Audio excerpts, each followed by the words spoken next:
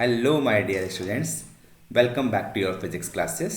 And आपकी screen पे ही दिखाई दे जा रहा है आज जो हम टॉपिक पे बात करने वाले हैं, that is applications of TIR. Yes, last video में हम टीआईआर पे बात कर चुके हैं। वंस अगेन अगर मैं आपसे टीआईआर की बात करता हूँ तो दो कंडीशन आपकी सेटिस्फाइड होनी चाहिए टीआईआर टोटल इंटरनल रिफ्लेक्शन को एग्जिस्ट करने के लिए। पहली कंडीशन क्या है? The ray of light must pass from denser to rare medium. And second, the angle of incidence must be greater than critical angle. तो जहां भी ये दो कंडीशन आपकी सेटिस्फाइड होंगी वहां पर क्या एग्जिस्ट करेगा? आपका T I are total internal reflection exist करेगा। ठीक है, तो अभी इसके एप्लीकेशन से बात करते हैं। अगर मैं एप्लीकेशन पे बात करूं तो कई सारे आपको बुक्स में पढ़ने को मिलेंगे। कुछ आपने सुना भी होगा, लाइक मिराज आपने सुना है, स्पार्कलिंग ऑफ डायमंड सुना है आपने, वर्किंग ऑफ पोरोप्रिज्म सुना है, और शायद आपने ऑप्टिकल फाइबर भी सुना है। तो यहाँ पर हम दो तीन पॉइंट्स को डिस्कस करने जा रहे हैं। जैसे कि पहला हमने लिखा हुआ है क्या? Working of porro prism. तो पहली बात तो पोरोप्रिज्म क्या होता है? तो देखिए आपके सामने ये इमेज ड्रॉ हो रही है। हम क्या बोलते हैं? A right angled isosceles prism. Right angled isosceles prism, उसको हम क्या बोलते हैं? पोरोप्रिज्म। लाइक आप कोई भी एक right angled isosceles prism draw कर रहे हैं, एक ऐसा प्रिज्म जो कैसा है? Right angled isosceles. तो ये वाला एंगल क्या हो जाएगा? 90, ये एंगल क्या हो जाएगा? 45, ये वाला एंगल क्या हो जाएगा? 45। तो इस प्रिज्म को हमने क्या नाम दिया? पोरोप्रिज्म। अब इसमें खास बात क्या होती है, इसको हम यूज कर सकते हैं किसी भी इंसिडेंट रे को 90 के एंगल बैंड करने के लिए, और इमेज को इन्वर्ट करने के लिए भी हम इसको यूज कर सकते हैं डिफरेंट डिफरेंट कंडीशंस में। लाइक पहला डायग्राम जो आपके स्क्रीन पे दिखाई दे रहा है, इसमें देखो बेटा, रे ऑफ लाइट यहाँ से आ रही है। Now on the very first phase क्या हो रहा है? Ray of light is incident normally, so there will be no reflection. जब ये सेकंड फेज पर आई तो सेकंड फेज पे आप देखो, the ray of light is passing from glass to air, that is denser to rare medium. First condition आपकी satisfied है। और सेकंड देखो, एंगल ऑफ इंसिडेंस क्या आ गया? 45। और अगर लास्ट वीडियो में हम बोल चुके हैं ग्लास टू एयर इंटरफेस के लिए जो क्रिटिकल एंगल है इसकी वैल्यू होती है नियर बाई 42 डिग्री। तो angle of incidence 45 is greater than 42 degree. तो क्या एग्जिस्ट करेगा? T I R. With the effect of T I R, ray of light comes back in the denser medium, और कहाँ आ गई है? At point B dash. तो जो ए बी ऑब्जेक्ट है इसको हमने क्या करा है? यहाँ से रेस को 90 के एंगल बैंड कर दिया। ऐसे ही सेकंड वाले केस में देखिएगा, वंस अगेन पोरोप्रिज्म है, लेकिन पोरोप्रिज्म का जो ये लॉन्गर साइड आपको दिखाई दे रही है, यहाँ से हमने अब इसको रिफ्लेक्शन कराया। नाउ एक बार इस वाले पॉइंट पे क्या एग्जिस्ट करेगा आपके पास? T I are. एक बार इस वाले पॉइंट पे फिर से क्या एग्जिस्ट करेगा आपके पास? T I are. दोनों ही केस पे देखिए, दोनों ही फेसेस पे आपकी condition of T I R valid है। The ray of light is passing from denser to rare, and angle of incidence 45 हो गया। एंगल ऑफ इंसिडेंस कितना हो गया? 45, which is greater than critical angle, that is 42 degree. तो क्या exist करेगा? T I R. Ray of light गई और 180 से बैंड होके आ गई। तो ये क्या है आपके पास? Working of पोरोप्रिज्म। एक और चीज, ये जो थर्ड वाला डायग्राम आपको दिखाई दे रहा है ये प्रिज्म ही है। आप चाहें तो इसको प्रिज्म को इस तरीके से रिट्रेस कर सकते हैं, कंप्लीट कर सकते हैं। हमने उसका नीचे का पार्ट जो वर्किंग है वो हमने यहाँ पर शो कर दिया। ठीक है, so this is what working of porro prism. कर लीजिएगा, एग्जाम में कई बार क्वेश्चन इस पर पूछा जा चुका है। आगे आइए, वर्किंग ऑफ ऑप्टिकल फाइबर। बहुत ही इंपॉर्टेंट है ऑप्टिकल फाइबर। एक का दो नंबर के क्वेश्चंस कई सारे बन जाते हैं। ठीक है, चलिए अभी हम क्या बात कर रहे हैं आपसे? Working of optical fibre. तो ऑप्टिकल फाइबर होता क्या है? It is a device which is widely used in communication. ठीक है, आपने सुना होगा आजकल बहुत सारी कंपनीज जो हैं फाइबर ऑप्टिक या फाइबर केबल के थ्रू आपको इंटरनेट कनेक्शन प्रोवाइड कर रहे हैं। तो वो फाइबर केबल क्या है? यही है ऑप्टिकल फाइबर। ठीक है, तो पहले इस ऑप्टिकल फाइबर के मैं कंस्ट्रक्शन की बात कर लूँ। डिस्प्ले आपके पास हो रहा है इमेज अच्छे से, थोड़ा सा मैं समझना चाहूँगा। सपोज कोई भी ये ऑप्टिकल फाइबर है, ये आपके पास फाइबर है, अगर उसको आप बिल्कुल इस तरीके से कट करते हैं, मीन्स हमें क्या लेना है? क्रॉस सेक्शन हमें लेना है। तो अगर मैं इसका क्रॉस सेक्शन लेता हूँ तो इसका क्रॉस सेक्शन की शेप कुछ इस तरीके से आती है। सबसे पहले अंदर क्या आएगा? कोर। कोर के बाद एक और सर्किल आपका आ जाता है, इसको हम क्या बोलते हैं? क्लैडिंग। ठीक है।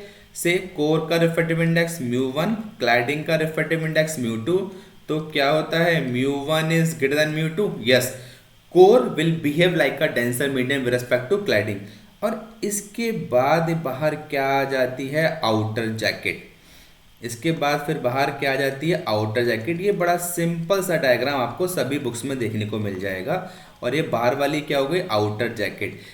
बेसिकली आउटर जैकेट का काम क्या है, जस्ट टू प्रोवाइड स्ट्रेंथ।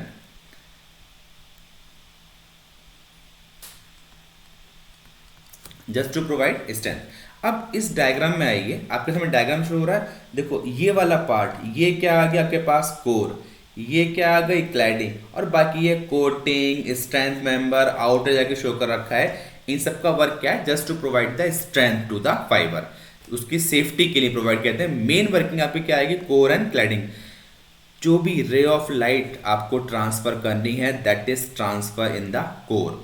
अब रे ऑफ लाइट आपने कहाँ ट्रांसफर कर दी, कोर में ट्रांसफर कर दी, तो वो कोर से कहाँ चलेगी, क्लैडिंग की तरफ।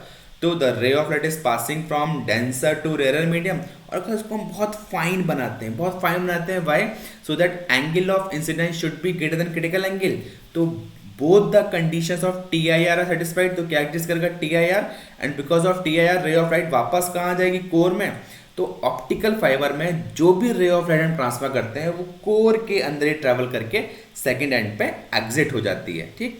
अगर मैं इसको थोड़ा सा आपको मैं डायग्राम को एलोबरेट करूं, वंस अगेन मैं एक ऑप्टिकल फाइबर बना रहा हूं। बहुत ही थिन आपका ऑप्टिकल फाइबर होता है ये, अगर आप लोगों ने देखा हो then you will find very thin optical fibre होता है। और ये मैं क्या शो कर रहा हूं, कोर। तो रे of light is transferred in the core, ठीक। अब रे ऑफ लाइट तो आई, एक चीज मैं कन्वर्ट कर दूं, यहां से हम क्या लगाते हैं, एक ऑप्टिकल डिवाइस। हम क्या बोल रहे हैं, क्या लगाते हैं हम, ऑप्टिकल डिवाइस। वो ऑप्टिकल डिवाइस क्या करती है, it converts electrical signal to optical signal, and that optical signal is transferred in the core of the optical fiber. Now the ray of light is passing from denser to rarer medium, and since the optical fiber is very fine, so obviously angle of incidence will become greater than critical angle.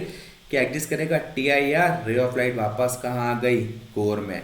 फिर क्या exist करेगा, T I are वापस कहाँ आ गई, core में। फिर क्या एग्जिस्ट करेगा, T I R. Now second end पे आपकी 100% intensity of light is transmit to the second end. और फिर यहाँ पर हम क्या लगा लेते हैं, एक और ऑप्टिकल डिवाइस। और ये ऑप्टिकल डिवाइस क्या करती है, once again it will convert optical signal to electrical signal, और जिसको हम फर्दर प्रोसेस में यूज कर लेते हैं, ठीक है। तो this is the working of optical fibre. Third मैं आपसे बात करूं, एक और मोस्ट इंपॉर्टेंट मैंने लिखा हुआ है यहाँ पर, what is this, field of view, field of vision of fish.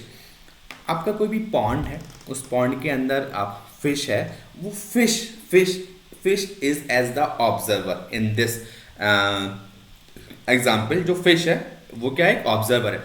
Fish pond के अंदर से, वाटर के अंदर से, लिक्विड के अंदर से आउटसाइड वाटर देखना चाह रही है, देख रही है, तो उसको क्या व्यू दिखाई देगा, हम वो बात कर रहे हैं, ठीक है। एक छोटी सी कैलकुलेशन है। सपोज ये हमने कोई भी एक वेसल ले लिया, ठीक। इस वेसल के अंदर आपका लिक्विड आप फिल कर सकते हो। इस वेसल के अंदर हमने कोई भी एक लिक्विड फिल कर लिया है, ठीक है। और यहाँ पर इस वाले पॉइंट पे आप ओ पॉइंट कर लीजिए, क्या है, फिश है, ठीक। अब फिश आउटसाइड दिख रही है। एक तो रे ऑफ लाइट स्ट्रेट हम आपसे बात करें, so now the ray of light straight है, इट विल पास स्ट्रेट, ठीक। नाउ इस वाले एंड पे क्या है, the ray of light is passing from denser to rare medium, it will move away from the normal. और shift करेंगे, angle और बढ़ जाएगा। तो एक कंडीशन ये आएगी, when the angle of incidence becomes equal to the critical angle, तो जो आपका एंगल ऑफ रिफ्रैक्शन है वो क्या हो जाएगा, 90 डिग्री। बस इसके बाद अगर आप इस वाले पॉइंट से थोड़ा सा आगे शिफ्ट हो जाएंगे, तो क्या होगा, the angle of incidence will become greater than critical angle. तो क्या होगा, रे ऑफ लाइट वापस कहाँ आ जाएगी, डेंसर मीडियम में, फिश नहीं देख पाएगी। तो फिश जब तक ये आपका एंगल क्रिटिकल एंगल के इक्वल है, इसी एंगल में आपकी फिश जो है आउटसाइड वर्ल्ड को ऑब्जर्व कर सकती है। तो ये तो 3 डायमेंशनली एक कोन जनरेट करेगा। यस, तो मैं यहाँ 2D में डायग्राम बना रहा हूँ, लेकिन क्या करेगा, एक कोन तो जनरेट करेगा। चलिए हम एक कोन जनरेट कर लेते हैं। ये क्या हो गया, base of the cone. Let base of the cone जो एरिया है, रेडियस क्या हो गई r, और ये जो हाइट है, ये हाइट हमने क्या ले ली, h ले ली। ठीक, let mu be the refractive index of the liquid. तो इनके बीच रिलेशन क्या है, कितना एरिया रहेगा, कितनी रेडियस रहेगी, हम उसकी कैलकुलेशन करने जा रहे हैं। ठीक है, चलिए भाई, अगर मैं यहाँ सिंपल देखूँ, जो हमने फॉर्मूला पढ़ा हुआ है वो क्या पढ़ा हुआ है, sine i c equals to 1/म्यू। चलो अब ये वाले ट्राइंगल में आ जाइए। ये ट्राइंगल दिखाई दे रहा है आपको, ये वाला, ये आप मार्किंग चाहो तो मार्किंग कर सकते हो। ओ, इसको ए कर लेते हैं, इस वाले पॉइंट को बी कर लेते हैं। तो ये ट्राइंगल आ गया ओ ए बी। मैं इस ट्राइंगल की बात कर रहा हूँ, आपकी स्क्रीन पे साफ दिखाई दे रहा होगा, ओ ए बी की बात कर रहे हैं। तो tan IC लगा दें।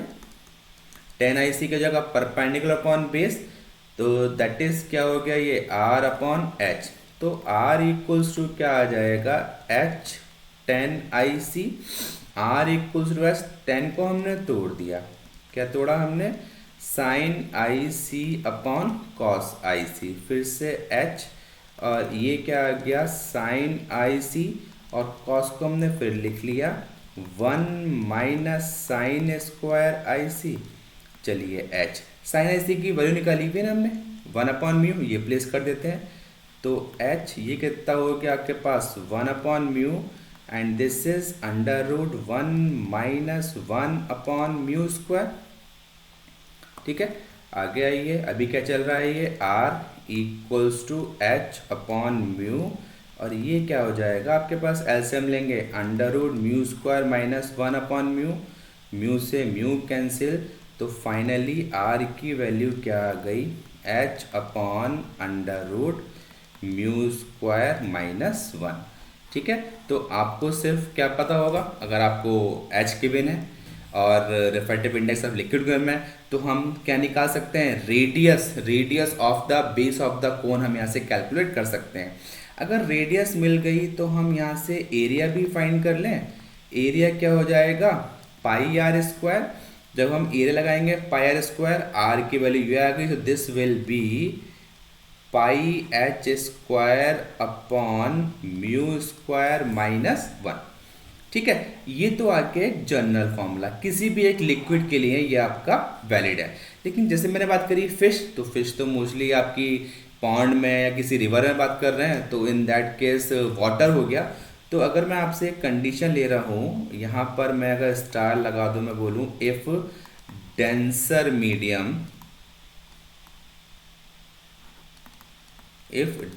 मीडियम इज वाटर, ये आप सिंपल फॉर वाटर भी कर सकते हैं। तो वाटर का तो रिफ्रैक्टिव इंडेक्स फिक्स है, कितना हो जाएगा, 4/3। और जैसे ही वाटर का रिफ्रैक्टिव इंडेक्स 4/3 लगाएंगे, तो हमारे पास कुछ सर्टेन वैल्यू निकल के आ जाएगी। r की वैल्यू क्या आएगी, दिस विल बी 3h/√7। और जब यहाँ लगा देंगे आप म्यू की value, then we will have more easy, मतलब एक डायरेक्ट वैल्यू मिल जाएगी एरिया की, दैट इज 9πh²/7। 9πh²/7। सो आप अकॉर्डिंगली जो भी फॉर्मूला आपकी समझ में आ रहा है, आप यहाँ पर यूज़ कर सकते हैं और अपनी कैलकुलेशन कर सकते हैं। ठीक है, तो बेटा आज की वीडियो में इतना ही रखते हैं। नेक्स्ट वीडियो में फिर मिलेंगे एक नए टॉपिक के साथ। ओके बेटा, थैंक यू।